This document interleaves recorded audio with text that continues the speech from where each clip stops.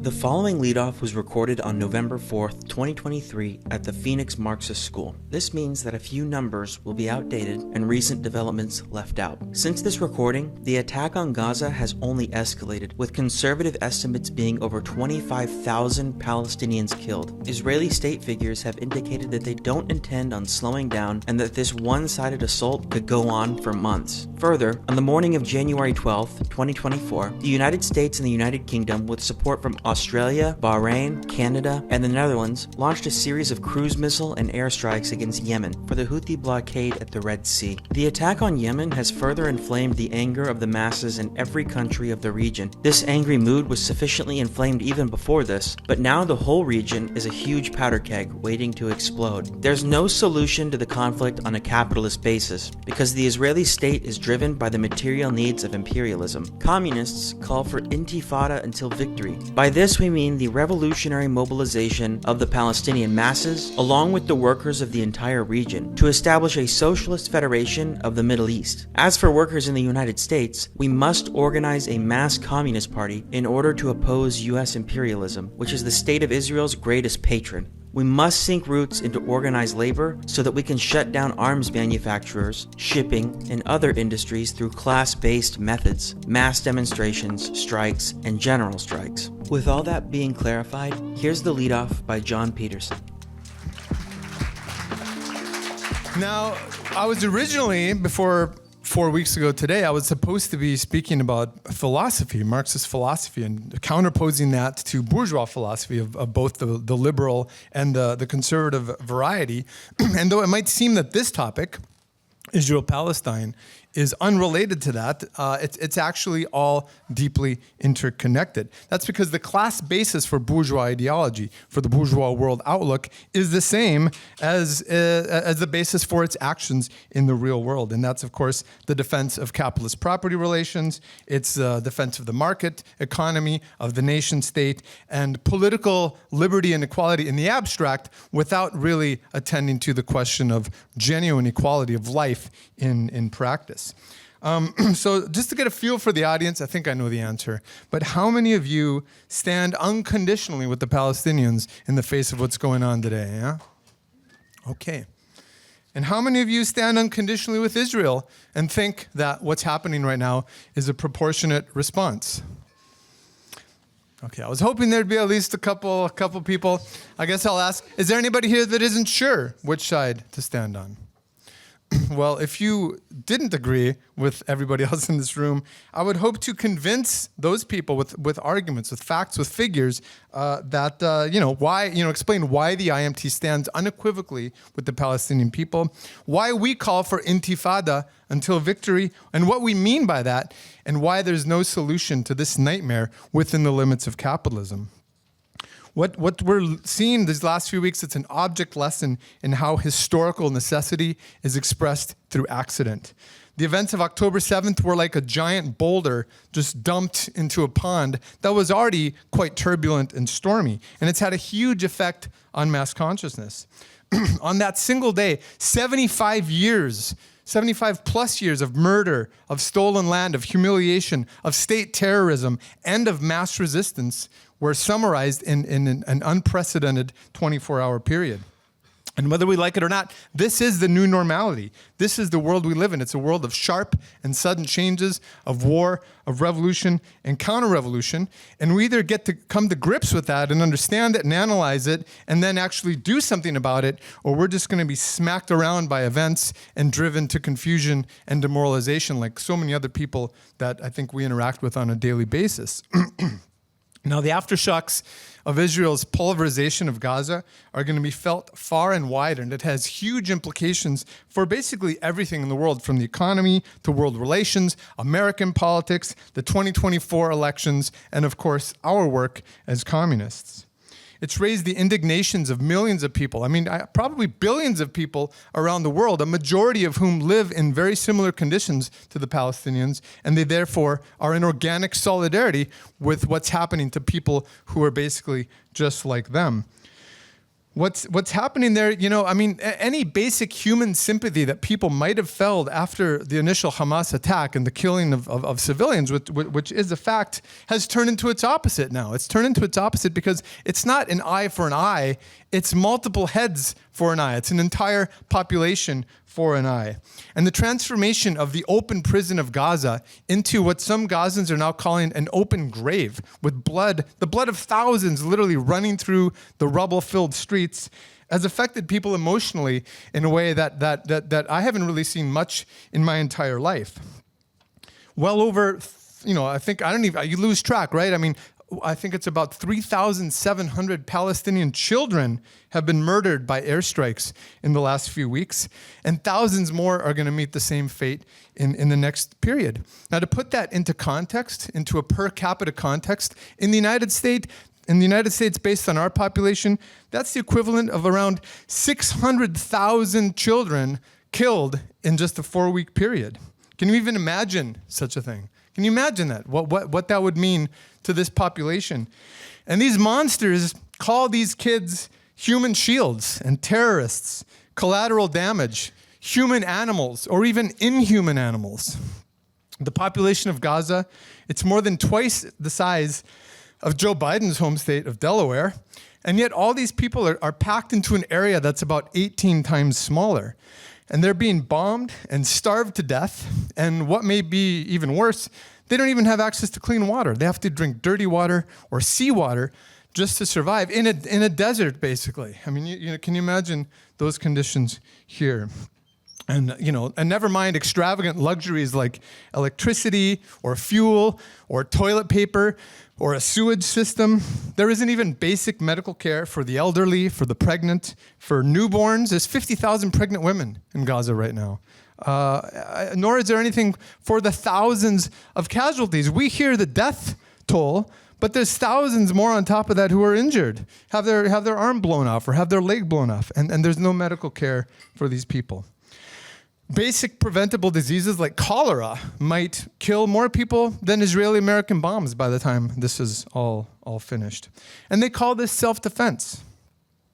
Now, self-defense to me would mean repelling the Hamas attack on October 7th as it was happening, right? Instead, the almighty Israeli security forces, they were overwhelmed, they were surprised, they were confused, they were totally unprepared. Now, I understand Arizona is basically a stand your ground state, right? So if someone invades your home, you have a right to shoot them, right? If they come into your house, you can shoot them. But can you follow them back to their neighborhood with automatic weapons and RPGs and blow up their extended family and their neighbors and their kids and their cousins? That's what passes for self-defense in Israel these days. So is it not clear which side is oppressed and which side is doing the oppressing? Is it not clear who are the victims and who are the perpetrators? Before this siege began, to add to the misery, something like 500 semi-trucks every single day would pass from Egypt through the Rafah crossing to bring essential supplies and food to this area. Now, the liberal media applauds Biden when they get 20 trucks in. 20 trucks. They need thousands of times more that to meet the needs of that population. And of course, let's not forget the thousands of Palestinians killed before October 7th, during this so-called peace. They've been at peace for the last few years, and yet thousands of Gazans and people in the West Bank have been killed.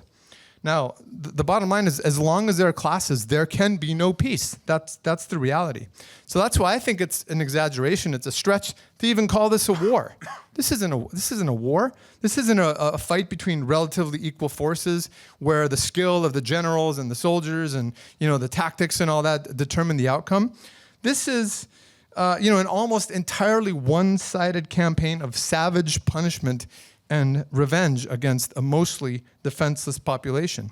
And this is what we mean, what communists mean when we say that capitalism is horror without end.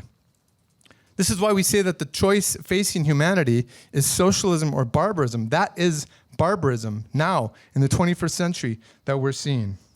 And of course, all of this has full support of Joe Biden, the Democratic Party, and the whole of U.S. imperialism. Right after coming into power, Biden's administration approved sending $735 million of precision-guided weapons to Israel, and nobody in Congress had any objections to this, despite the fact that they knew those weapons were going to be used to kill Palestinians. So don't tell me that this guy doesn't have blood on his hands.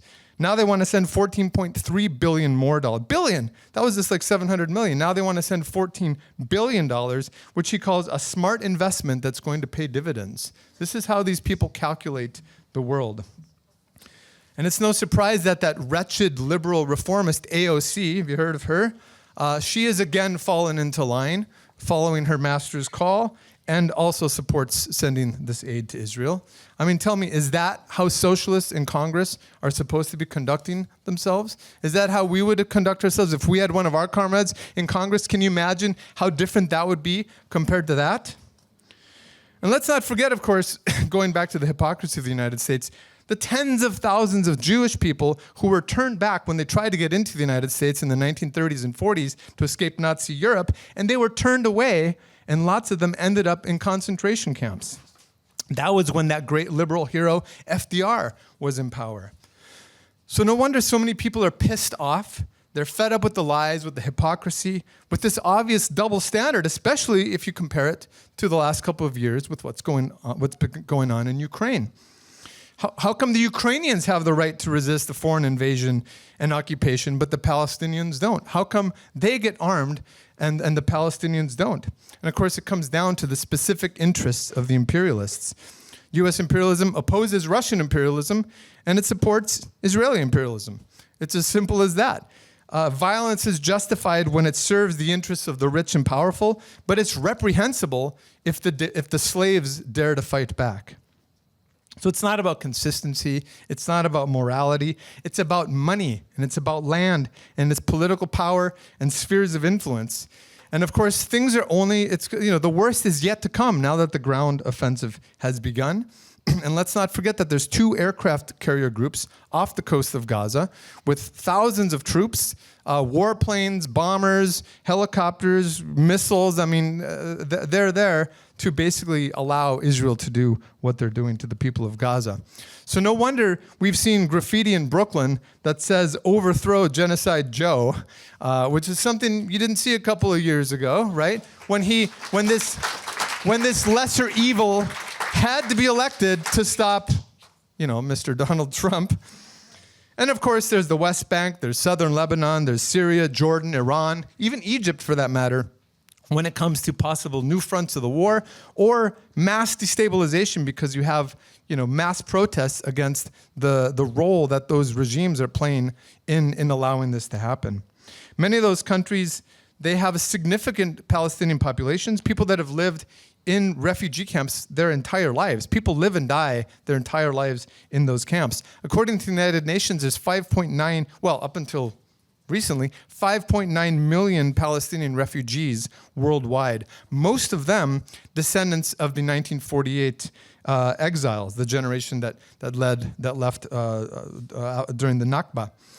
And let's not forget that along with those refugees, within Israel itself, there's about 2 million Palestinians who live in Israel. They're descendants of those who survived the Nakba within Israel, and most of them identify as Arabs or Palestinians, even if they have Israeli citizenship. And they make up about 20% of the population. And all of these people in Israel, outside of Palestine, they have some kind of connection to Gaza, to the West Bank, or to people that live in all these camps. There's dozens of these camps all around the Middle East.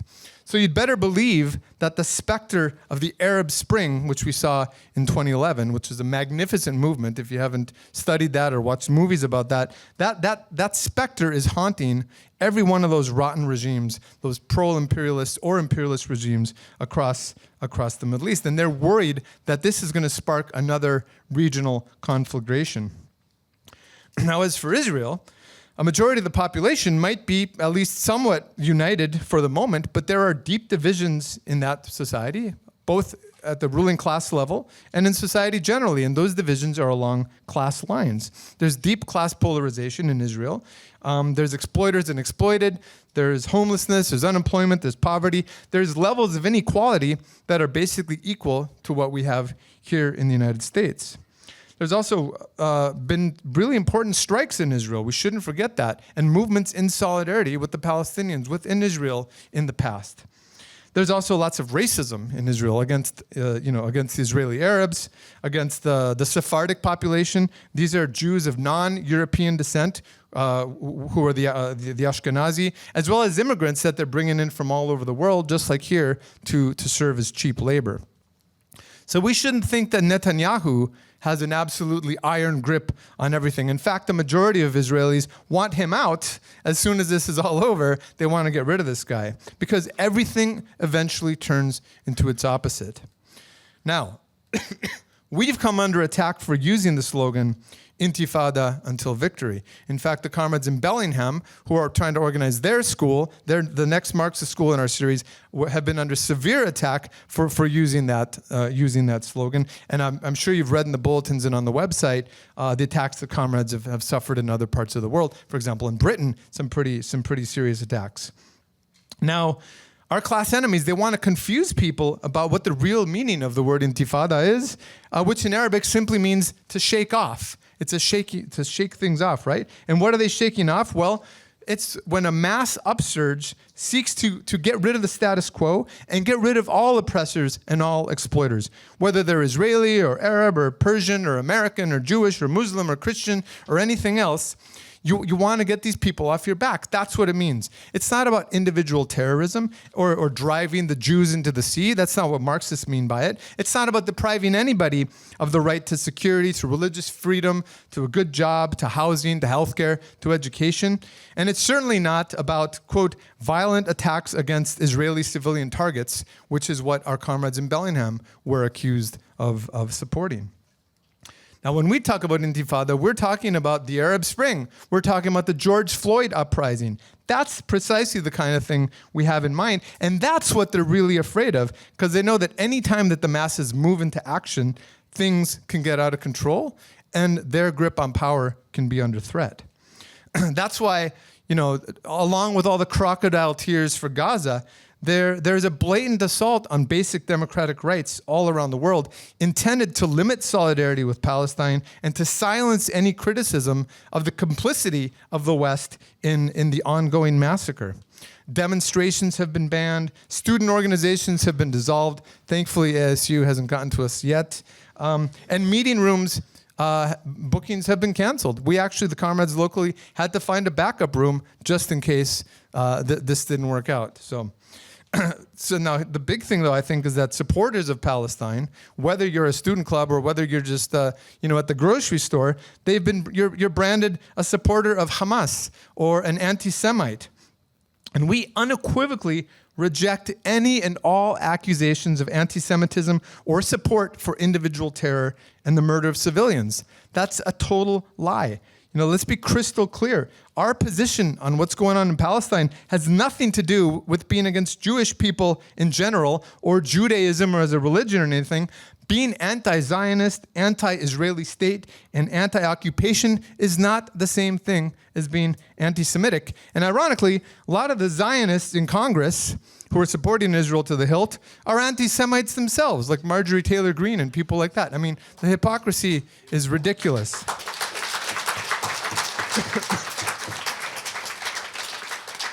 We're against Netanyahu, not because he's Jewish, but because he's an exploiter, an oppressor. I mean, it's not that complicated, right? But of course, they want to confuse people and lump us in with a group like Hamas. And it's all ultimately it's a cheap attempt to use the poison of identity politics to undermine class unity and to undermine the left and to make the left turn against itself. And in Bellingham, Washington, other groups have been, the administration is trying to turn them against us for defending the idea of Intifada until victory. So what we have to do, we have to stand firm and we have to point our finger directly confidently, because we're right. History's on our side, everybody. We have to point at those who are really responsible for this new nightmare, for this new Nakba, and that's the imperialists and their lackeys in the Middle East and around the world. The collective punishment of hundreds of thousands of defenseless civilians, as far as I know, that's a war crime, right? According to bourgeois international law, right? It's a war crime by any definition, and yet there are no consequences for this when it comes to Israel doing it with the support of U.S. imperialism. Now, Israel claims that it doesn't deal with terrorists. Our friend George Bush used to say, we don't negotiate with terrorists, we don't do it. But the origins of the state of Israel actually involved blatant acts of terrorism. For example, the blowing up of the King David Hotel in Jerusalem in 1946, where Zionist militants killed 91 British, Palestinian, and Jewish people themselves. Or the terrorist attacks of groups like the Stern Gang, who assassinated a top British official in Cairo in 1944.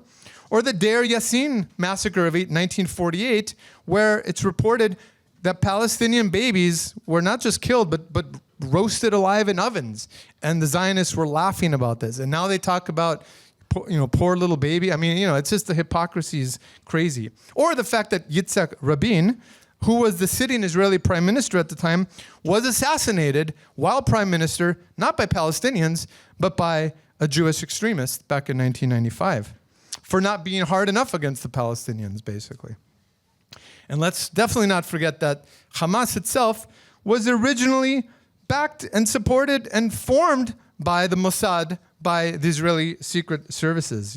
This is not a conspiracy theory. It's been openly confirmed by several top Israeli officials. And they did this specifically to cut across the rise of secular and even socialist and communist tendencies among the Palestinian youth in the 1960s, 70s, and 80s as a way of dividing people along religious lines instead of having them unite along class lines. In 2009, Avner Cohen, he's a former Israeli religious affairs official who worked in Gaza for about 20 years. He said to the Wall Street Journal, I think they're a fairly reputable bourgeois source of information, said, Hamas, to my great regret, is Israel's creation. I suggest focusing our efforts on finding ways to break up this monster before this reality jumps in our face. And as recently as 2019, just a few years ago, Netanyahu, at a Likud, at a conference, a convention of his own party, was bragging about how they were giving money to Hamas to keep the Palestinians divided, and joking about it, right? So I think maybe the best way to explain what happened on October 7th is that this was blowback. Just like the U.S. funded what would become the Taliban, which ended up carrying out the September 11th attacks in 2001, this is blowback for the imperialist policies themselves to try to cut across united class struggle. And the point of all this is to say that October 7th didn't come out of the blue. It didn't happen in a vacuum, like someone said earlier today. And so it's communist, this terrible situation. It's been, how many of you have been a little stressed by the news, extra stressed, as if it wasn't stressful enough the last few weeks? It provides us with an opportunity to really deepen our understanding of history, of theory, and ultimately of practice. Not in the abstract, not for our just own intellectual gratification, but to be better prepared to intervene in, influence, and eventually fundamentally change the course of history. And in order to do that, we have to start by putting things into context. And of course, that takes a little bit of history. And I think everyone here, again, easy crowd, but I think we'll all agree that you can't square the circle. It's impossible to find a solution within the limits of historic Palestine or within the limits of the capitalist system. Now, although three major world religions claim those lands as important for their beliefs, we don't need to go back 2,000 years, 3,000 years. We don't need to go back to antiquity to find the roots of this mess. We can start by going back just over 100 years ago to the late 19th century. Now, the Ottoman Empire, which had ruled by then for about 600 years in that region, dominated or controlled the region, which known as Palestine. And in 1878, in the late 19th century, the population of Palestine was 87% Muslim, 10% Christian, and just 3% Jewish, although the population of Jerusalem was more or less equally divided between those religious groups. The language they spoke was Arabic. Everybody spoke Arabic. That makes sense. And pretty much everybody more or less got along. I mean, obviously there might have been this or that friction, but generally everyone got along. But this was the era of the rise of capitalism, as a world power, and along with it, the rise of bourgeois nationalism among nations both big, like Germany, France, places like that, and smaller nations. And this is especially clear in places like the Austro-Hungarian Empire, which, like the Tsarist Empire in Russia at the time, were like a mini prison house of nations with all these different national groups oppressed by the central power. Now, Jewish people had lived across Europe for centuries. I mean, thousands of years, but they'd been largely segregated. They were victims of repeated waves of racism, of murderous pogroms, especially in Eastern Europe and in Russia, but also in places like Spain and France and elsewhere. And after working for decades towards the integration of Jewish people into the dominant, nations, there was a series of really vicious pogroms in the early 1880s, and that was kind of a tipping point. It was the last straw, and a group of Jewish intellectuals decided that separation from the dominant nations and emigration, ultimately, to get the hell out of there, was the only way forward. And this gave rise to Zionism. This is the origins of Zionism, which is a kind of Jewish nationalism, even though the Jews as a people were scattered all over the place. They weren't concentrated in one one clear geographic area, but in cities and countries and continents all around the world. And most Zionists at that time, they were secular Jews. They liked the idea, given everything that was going on, of a place where, a safe place for Jewish people. They saw Israel as a state for Jews versus it being a Jewish state, which is what Israel has become.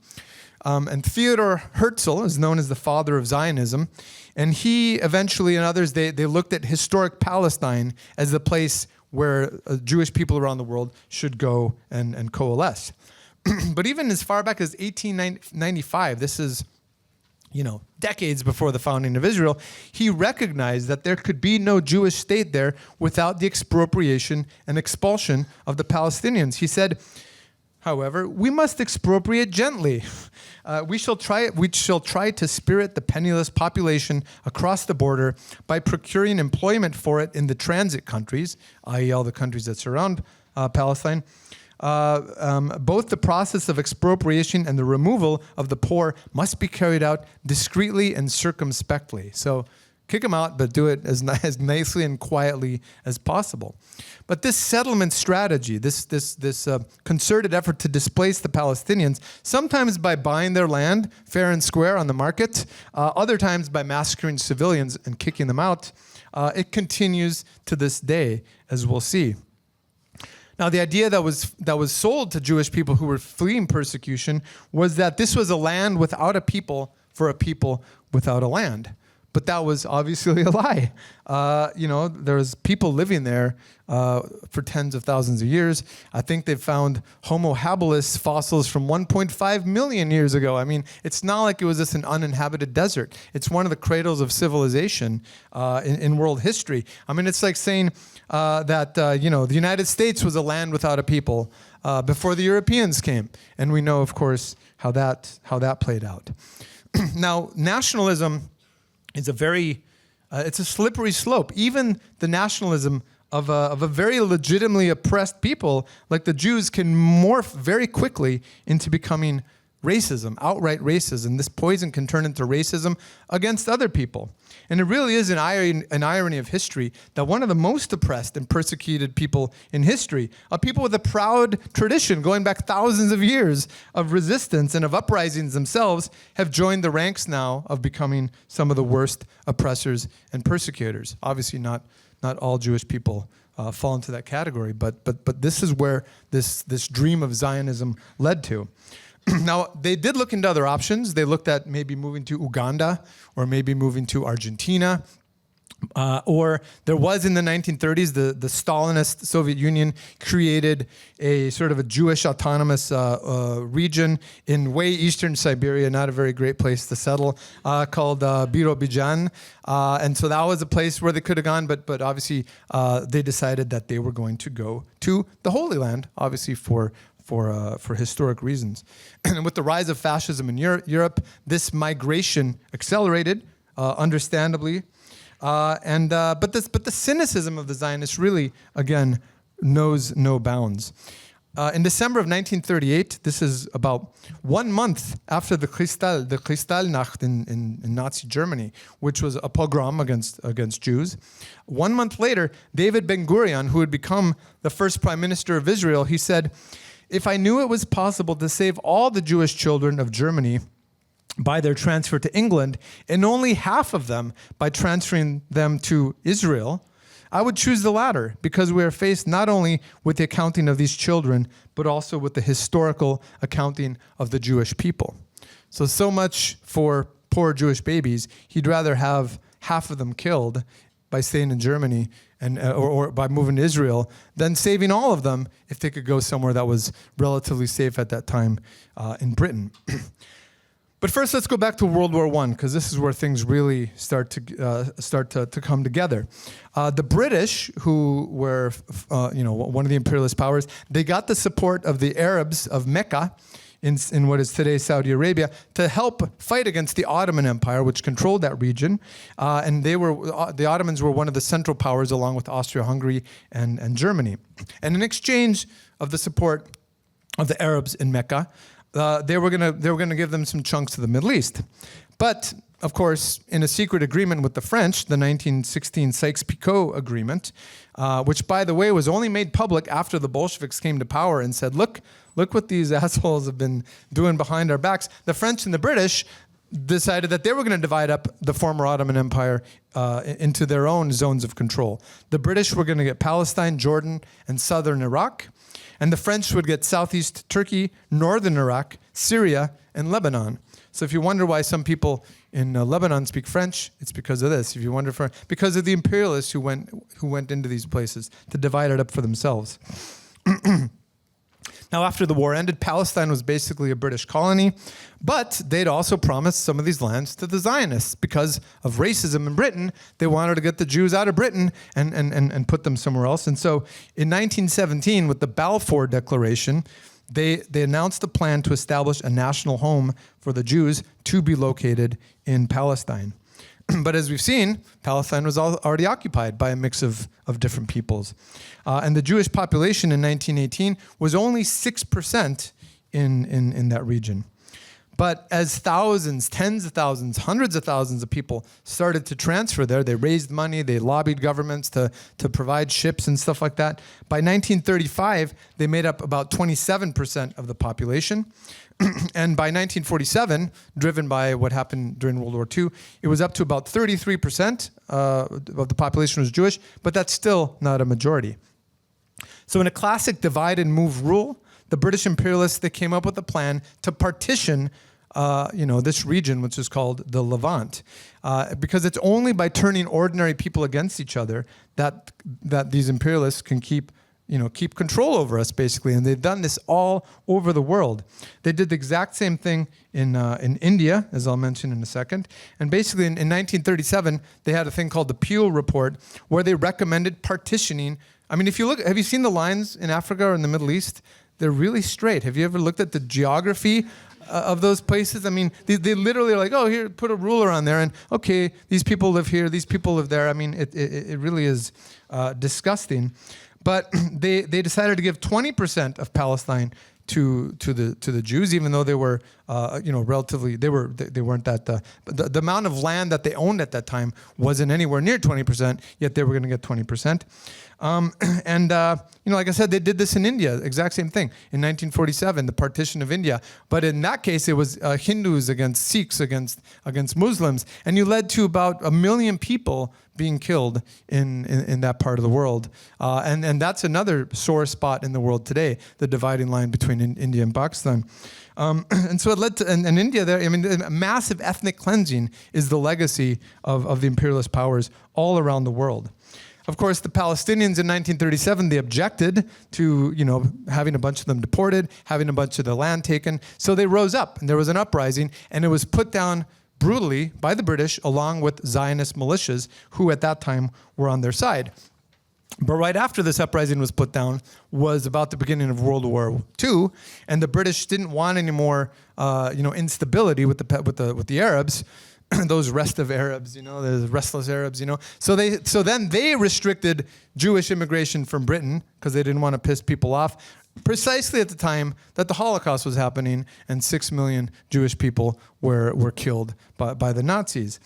So then the Zionists actually turned against the British and were fighting against them. So the whole thing is just a mess. By 1947, things had gotten so out of hand that they handed control of Palestine. The British gave up Palestine, and they gave it to this thing called the United Nations, which emerged after World War II. Now, the United Nations is an organization that gives humanitarian cover to imperialism. And it was actually the United Nations who proposed what they call the two-state solution, which is basically partition, which we've just been talking about. So we should have zero illusions in the United Nations. They pass all kinds of resolutions. They have no power to enforce any of these things. And because ultimately it's the big powers, the big imperialist powers, that call the shots in world economy and world politics. So the UN's plan, the infamous Resolution 181, proposed dividing Palestine into two different entities, right? Now, the Americans emerged from World War II as the strongest imperialist power, and they wanted a foothold in the Middle East. So they decided that they would back the Zionists because the Zionists had turned against the British. Again, it was quite a mess. But the state that they proposed, or the two states, was going to be again a total mess. The Arab state was going to be a non-contiguous state divided into no fewer than 4 different chunks. Including the capital of Jerusalem, which was to be a special zone right in the middle of one of the Arab statelets. I mean, so similar to Berlin, where it's just right in the middle of it's just a complete mess. And they were supposed to share roads, 2 different countries, 2 different nations. They were supposed to have the same roads, the same ports, and a common currency. What kind of a solution is that? That's a solution that an imperialist or a capitalist would come up with. And to add insult to injury, in that partition plan, 55% of the land now is to go to the Jews and only 45% to the majority population, Arabs. So, in 1948, the Zionist militias, who were backed by U.S. imperialism, they started attacking Palestinian villages to drive people off the land. It was a land grab, basically. They wanted to expand the borders beyond what the UN had already more or less authorized because they understood that possession is 9/10 of the law. And on May 14th, 1948, the Zionists declared the establishment of the State of Israel. It was immediately recognized by the U.S. and by the USSR, who had come to their own Sykes-Picot-like agreement at the end of World War II for dividing the world up into spheres of influence.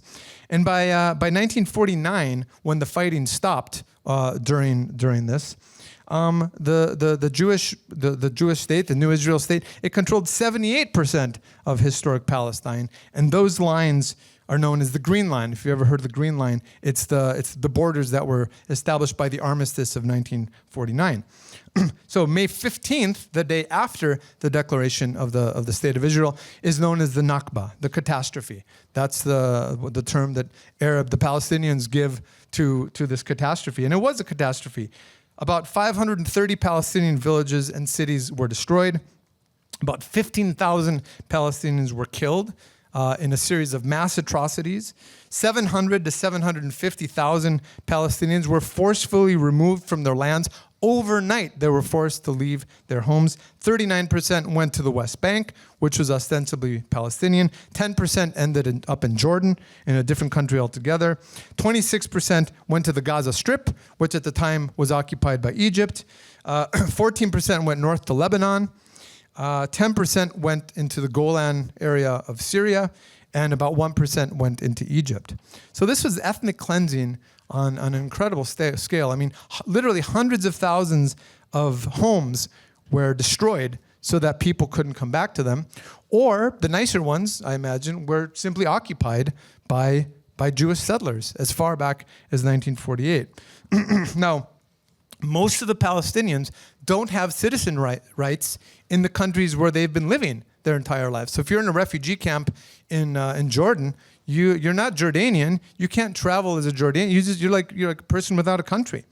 And so 3 generations of Palestinians have lived like that and been dependent on the United Nations, their friends in the United Nations who helped cause all of this, for food or anything else like that. So what kind of existence is that? That 700,000 was equivalent to about 80% of the Arab population. So to put that into U.S. context, that's as if 266 million Americans, 80% of Americans, were forced to live in squalid refugee camps in the border of Mexico and Canada for generations. I mean, that's the scale of what they did to this people. And they've recently opened up the archives, and they've discovered that the Zionists, they used biological weapons, chemical weapons against the Palestinians. And to this day, Israel does not abide by internationally recognized agreements on the use of chemical weapons. That's the scale of what they did to that population. And of course, the Nakba was just the beginning. You then had the Suez Crisis and war in 1956. And then in 1967, this is a really important one, you have the Six-Day War between Israel and its Arab neighbors. And during that war, the Arab countries basically invaded Israel, but they really weren't very well organized. And the Israelis fought back very effectively, so effectively that they took over Egypt's Sinai Peninsula, they took over the Golan Heights in Syria, and they took over the rest of what remained of Palestine, the West Bank and Gaza. And those areas have been basically, West Bank and Gaza have been occupied either directly or indirectly ever since. So long story short, more wars, more agreements, more imperialist maneuvering, et cetera, et cetera. There's been little wars, there have been big wars. There's been acts of individual terrorism by groups like the PLO, by Hamas. There's been assassinations and state terrorism by Israel. And, the Palestinians have just been, living with arbitrary arrests, illegal settlements. Their homes are bulldozed. There's checkpoints. There's missile strikes. It's basically, it's even worse than being a black person in a lot of cities in this country, in a lot of neighborhoods. And that's been their lives for decades and decades. Now, historically, when there's a mass upsurge of class struggle, you have a dramatic drop in tendencies towards individual terrorism. But when mass movements are defeated, you can have people who are, despairing, and they can turn to those kinds of methods. So I think it's very clearly the most important event since 1948 was the first Intifada, which we talked a little bit about earlier. Now, the first Intifada, it lasted from 1987 to 1992, and it truly was a mass struggle. It's not a suicide bomber. It's not anything. It's a mass struggle. Tens of thousands, hundreds of thousands of people. There's general strikes, roadblocks, civil disobedience, tax strikes. They wouldn't even respect the opening hours for shops that the Israelis imposed on them. They're like, it's my shop. I'm not gonna open it. Israeli patrols were ambushed by kids throwing rocks and with slingshots and burning tires. It really was a David versus Goliath kind of struggle. And I remember as a little kid seeing this on the TV and wondering, wow, what the hell is? You little kids with slingshots going up against tanks. It was amazing, and they got a lot of sympathy. Popular committees started to pop up in the Palestinian areas, and you had measures being taken, like you saw in the Paris Commune of 1871. And if you haven't studied the Paris Commune, definitely check that out. So you had committees that were. They morphed into organs of popular control. They offered basic health care. They distributed food and other supplies during strikes. They set up self-defense groups to guard the neighborhoods. They reorganized the education system after the authorities shut them down. They capped rents and other prices, and they organized the population against hoarding, against price gouging. They even developed small-scale subsistence farming and boycotted Israeli products to try to feed themselves. They set up popular tribunals to deal with criminal activity, with informants and other kinds of disputes. So it really was the beginnings of a kind of a popular democracy. And women played a huge role in coordinating all of this, and this really pointed the way forward for the misery of the Palestinians, and it was a real threat for people, for the ruling class across the Middle East. But of course, as we discussed in the question of Germany, there was a lack of real revolutionary leadership, and in the end, a rotten compromise was negotiated behind the backs of the Palestinian people, which they call the Oslo Accords, which they're talking about these days. And basically, according to the Oslo Accords, Israel agreed to partially withdraw from the occupied territories, and a sort of semi-state, the Palestinian Authority, was going to be created. And in return for that, Yasser Arafat, the leader of the PLO, agreed to recognize Israel and basically legitimize all the stolen land, and they gave up on this demand for the right of return, which has historically been super important, the right to return to the homes and lands that were taken from you back in 1948. But very little was actually promised to the Palestinians. They were supposed to just work towards, the restoration of the 1967 borders. So Palestine, though, the Palestinian Authority, not an independent thing. It has a customs union with Israel. It doesn't even have its own currency. They have to use the Israeli shekel. But what did happen is that a Palestinian police force was created to police the Palestinians on behalf of the Israelis. So now you have Palestinians policing Palestinians, although Israel controlled the airspace, it controlled the national borders, and it reserved the right to intervene militarily whenever it wanted to. So what kind of a country, what kind of a nation, what kind of independence is that? And of course, things have only gotten worse since then for the Palestinians. Thousands more have been killed. A ton of land has been stolen. These settlers, they go in, they cut down the olive groves, they shoot their cattle, they shoot the people if they get too uppity. I mean, it's really disgusting, and no wonder some people have fallen into despair and they've turned towards Islamic fundamentalism. They've turned towards suicide bombings and terrorist attacks and stuff like that. Unemployment is insane. I mean, before the recent events, unemployment in Gaza was 45%. What's it in the U.S.? Like 6, 5? I don't even. I mean, it's 45%. And among the youth, it was even higher. Keeping in mind that half of the population of Palestine is 18 years or younger. I mean, it's a super young population. So when we say they're bombing kids, I mean, it's literally what's happening. Now, the Palestinian Authority. So-called authority had no authority, very quickly lost its authority. It's totally corrupt. Like I said, it's doing the dirty work for the Israelis.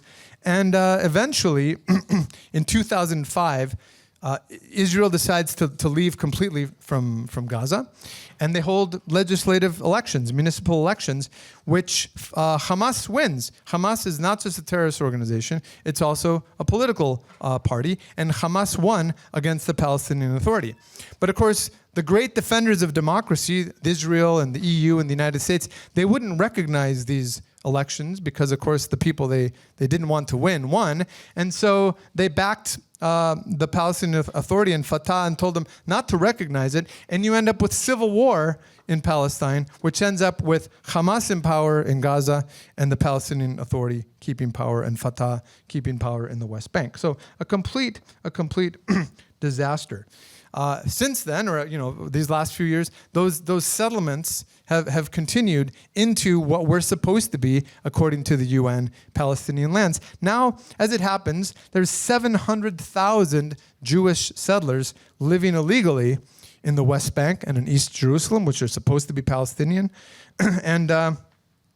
and there's pogroms still against Palestinian villages of hundreds of the Zionist thugs going in and beating people up and driving them out of their homes and stuff like that. And these settlers, they behave with impunity. The government looks the other way, and actually the Netanyahu government has been encouraging them. Since October 7th, this is probably outdated, but over 120 Palestinians have been killed in the West Bank. Now, Hamas is not in power in the West Bank, and yet you still have dozens and dozens of Palestinians being killed over there. And so why is that happening? It's because Israel is taking advantage of this situation to drive even more people out. And so anybody's attempt to establish a two-state solution would basically, the Palestinian territories, they look like Swiss cheese now. They're just dotted all over with these armed little gated community settlements. And so the only kind of state that you could have would be where the Palestinians are basically warehoused in little ghettos or little reservations surrounded by a hostile Zionist population. So basically, they want to make it impossible for the Palestinians to have their state. And in other words, they might as well just pack up and go somewhere else, right? Get the hell out of there so that the Israelis can control everything.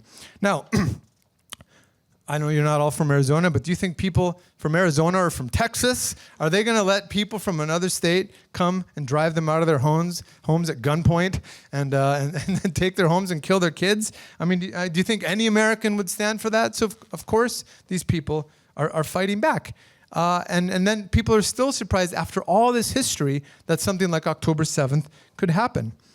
You know, the Palestinians have been blocked for 3/4 of a century on every front. They've tried the UN, they've tried lawsuits, they've tried protests, peaceful protests, they've tried suicide bombings, they've tried everything legally, illegally, politically, and they're blocked. And obviously, a lot of them feel like they have no alternative but to do something really dramatic. And really, the motto of ordinary Palestinians is the same as the one that Americans had when this country was a colony of Britain, which was basically, give me liberty or give me death. I mean, it's you know, and we think that's great when you know, Virginians and whoever said that, but when the Palestinians feel like that, they're terrorists and animals and so on. Now, we don't support individual terrorism. It's ineffective. It turns, I mean, the Israeli population, they want to get rid of Netanyahu. That attack turned them towards supporting Netanyahu, at least temporarily. September 11th, you know, George W. Bush was very unpopular already. September 11th, he ended up with like 91% approval rating after that. So individual terrorism, it serves to divide the class. We're in favor of mass resistance. You know, that's why the Intifada is such an inspiration. So I ask you, knowing all of this, whose side would you take when you look at history? Would you take the side of Spartacus, the gladiator, or of the slave owners who made these people fight each other for entertainment, and after they defeated them, crucified thousands of them along the Appian Way as a lesson to slaves that you shouldn't rise up against your masters? So who would you side with, Spartacus or not, comrades? Spartacus! Yeah. Now, would you take the side of Nat Turner? Heard of Nat Turner? The biggest slave rebellion in Virginia, or of the slave owners who skinned him alive, maybe not alive, but they killed him, cut his head off, quartered him, and skinned him, and sent chunks of him to different plantations as a warning to other slaves. So would you support Nat Turner or the slave owners? Nat Turner! And one of my very favorites, comrade over here with the t-shirt, would you take the side of John Brown or the state of Virginia that hanged him and the Confederacy that wanted him killed for his failed raid at Harper's Ferry? John Brown, as we'd say in Latin America, John Brown presente, right? John Brown, he's still with us. So comrades, raise your hands if you've ever been told that the question of Israel-Palestine is complicated. Is it? I don't think it's that complicated, you know? I mean, I think it's pretty straightforward. It's only complicated if you don't have a class approach, if you have a wishy-washy, petty bourgeois approach. It's only complicated if you're an apologist for capitalism, if you limit to yourselves the solution within the borders of Palestine, and if you limit yourself to solutions within the limits of crisis-ridden capitalism. And although some reactionaries on both sides of this debate would say that it's a religious question, it's not about that at all. This isn't a debate about theology. This isn't about who the true prophet of God is. It's about land. It's always been about land. It's about power. It's about the exploitation of labor and scarce natural resources. And in the final analysis, as Lenin would say, it's a class question, and it's a question of bread. Is there enough bread to go around for everybody? Is there enough jobs, healthcare, education for everybody to go around? Yes, there is enough to go around, but not on the basis of the market and not on the basis of the bourgeois nation state. Capitalism can't provide those things for us. It divides us, it rules us, and it makes us hate each other to fight over crumbs from a pool of social wealth that is really, you know, unimaginable nowadays if you think about how much wealth the working class creates. Now, for millions of Palestinians, the Nakba, it never ended. And yet, for thousands, hundreds of thousands of these Israeli settlers, these Zionist settlers, the Nakba wasn't enough. That's the contradiction. So the way forward isn't going to be easy. It's not going to be quick. There's no reformist road out of this situation.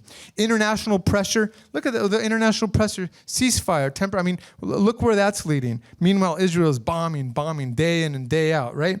Peace deals. We've seen they've had tons of peace deals. Peace deals don't lead to anything on the basis of capitalism. The Palestinian masses can rely only on their own strength, supported by the solidarity of the entire world working class. And that's why we say that an uprising throughout the whole of Palestine, in all the refugee camps, basing itself first and foremost on the revolutionary youth, if mobilized around a socialist program, this would spread so quickly throughout the region, across all those artificial borders that were drawn with rulers, and all those other Arabs who are non-Palestinian who burn with indignation at their own conditions of life and at what's happening to their class brothers and sisters. Seeing that on a class basis would start to break down the national unity of the Israelis. It would lead to a proletarian version of divide and conquer of the Israeli population along class lines. But thankfully, the ruling class is so small, it wouldn't take very much for a united working class to conquer these people. The reactionary Zionist ruling class, it has to be expropriated. The land, the monopolies, they have to be nationalized and put under control of the working class. In other words, we need a socialist revolution. Only a regime of workers' democracy can end this occupation. It can resolve the land question and respect the democratic rights of everybody, of Jews, Arabs, Coptic Christians, everybody in that region. And look, we talk about a lot about the Palestinians, but this applies to the Jewish population as well, for ordinary Jewish people. As a result of Israel's attack on Gaza, anti-Semitism is now reaching record highs. So how does this attack, how does this make Jewish people safer in the world? You saw maybe what happened in Dagestan, where a crowd of people went to fundamentalist Muslims wanted to drag the Israelis off the plane. I mean, this kind of hatred is the result of what people like Netanyahu were doing. Now, a century ago, the Jewish people were searching for a home, and they absolutely were an oppressed people. But is the solution to steal other people's land? Just because you want land? That's obviously not it. There's plenty of land in the world. There's good land. There's good jobs. There's things to be done. There's enough for everybody to have a productive, dignified, and frankly, a happy life. But again, not under capitalism. As Trotsky explained a decade before the founding of Israel, the Jewish question is indissolubly bound up with the complete emancipation of humanity. As he put it, the Zionist efforts to carve out a nation state for Jews in Palestine on a capitalist basis would be a bloody trap. And that's exactly, you talk about how prescient Trotsky is. That's exactly what's happened. After Israel captured Gaza in the Six-Day War, the Prime Minister, Levi Eshkol, he said that Gaza would be a bone stuck in our throats. They don't even want this little thing. It's a bone stuck in their throats. Even they understand that there can't be any kind of peace on this basis. Now, Marx wrote famously that capital comes dripping from head to toe from every pore with blood and dirt. And you can say the same thing about the state of Israel. Since its inception, it's been based on the bloody suppression of the local population. It wasn't just, Israel wasn't just hanging out in Palestine until these mean old Arabs decided to come after it for religious reasons. I think we've given very briefly the history of how that thing came to be. And that's why only by smashing imperialism and capitalism throughout the region can we get rid of this poison of Zionism. And I would add that goes for I don't know who's more disgusting, the Zionist regime or the Saudi regime as well. Those guys, the Gulf states, those folks, they all need to get their heads chopped off too, I think. But a scimitar instead of a guillotine for those guys, But the key countries, though, in this region, it really comes down to the working class, right? It comes down to the big powers in that region. That's Egypt, Turkey, and Iran. Those are big economies, huge working classes with really powerful class struggle, even communist traditions in all of those countries. And revolution in any of those countries would, again, spread very quickly and would lay the basis for a socialist federation of the Middle East where you could have full autonomy, safety, and prosperity for all the people of whatever religion or whatever background they come from. That's the only way to harness the vast resources of that world of that part of the world in order to get rid of this misery. But it can't happen on the basis of capitalism. So what can we do here? Yeah, Socialist Revolution in Iran. That's not under our control. That's up to the Iranian working class, or in Turkey or Egypt or wherever. A lot of people feel helpless, although there's a lot of protests going on. I think you'll find that people are angry, they want to scream, but they still feel ultimately helpless. But they're not helpless. There's a lot that we can do here. We have to explain that we're not helpless if we are united as a class, because the struggle of the Palestinian people is also our struggle. In unity, in worldwide unity of the class, there's strength. So, mass strikes and movements like that can topple those kinds of governments. That's what we're fighting for. I mean, like I said, we saw a little bit of what this could look like during the George Floyd movement. So we have to patiently explain the vast potential of the working class in this country to stop that. Now, dock workers can shut down the ports and prevent the shipment of arms. Just today, I think, there was a protest in the port of Oakland in California that stopped the shipment of arms. Now, that was a protest that kind of just gummed things up. All the better if the dock workers on the whole West Coast and on the whole East Coast, they themselves, flex their muscles and decide we're not gonna enable this anymore. But that just gives a glimpse of the kind of power. Factory workers could refuse to produce weapons. You've seen this in other countries throughout history. Communications and media workers, social media engineers, they can shut down the lies. They can shut down the lie factories that basically put forward this sanitized version of what's really going on there. So the bottom line is, to stop these airstrikes, we need general strikes. But of course, that's not something that you just conjure up and call in the abstract.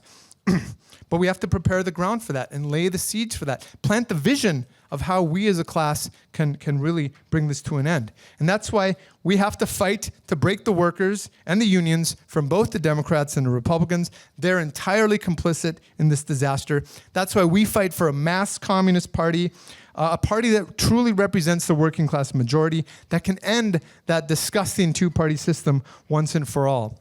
On a smaller scale, we can organize events like this. We can explain the real history in our classrooms, in our schools. Raise your hand in class and explain, the facts. We're not making anything up. This is all verifiable. Explain what's really going on. Organize solidarity meetings. Organize public rallies. When the movement inevitably starts to die down a bit, maybe we'll have to be the ones to call solidarity rallies, because I think this is going to drag on for quite a while.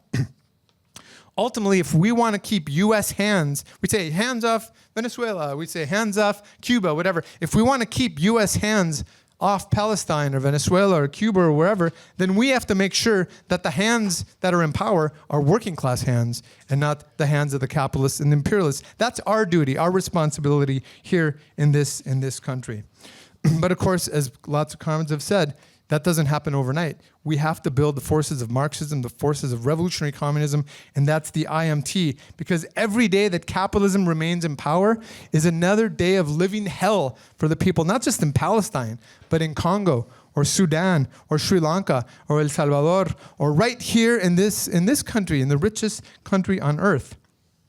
That's the connection we need to make. That's the connection between communism and what's going on in Palestine. People say, oh, why do you want to talk about socialism in Palestine? What's that got to do? It's got everything to do with what's going on in Palestine. This is the legacy of imperialism, and the system, imperialism cannot abolish itself. And so only the working class, once it rises up, can end this cancer once and for all.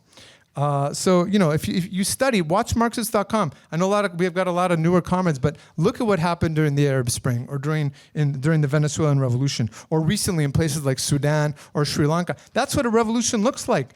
And that stuff is happening today. But without the leadership, revolutions happen, but revolutions cannot be victorious. So building a leadership, that's what we need. That's our task. We need to raise the horizons of our comrades, of our contacts, of people that we talk to at demonstrations, that we need a worldwide intifada. We should take inspiration from the heroism and the resistance and the resiliency of the Palestinian people. Again, literally kids fighting tanks with slingshots. We should be proud to stand firm when we're put under pressure for our views. We're here fighting against the biggest bullies on the planet, and we can only do that with cohesion politically, with ideas, and with revolutionary commitment.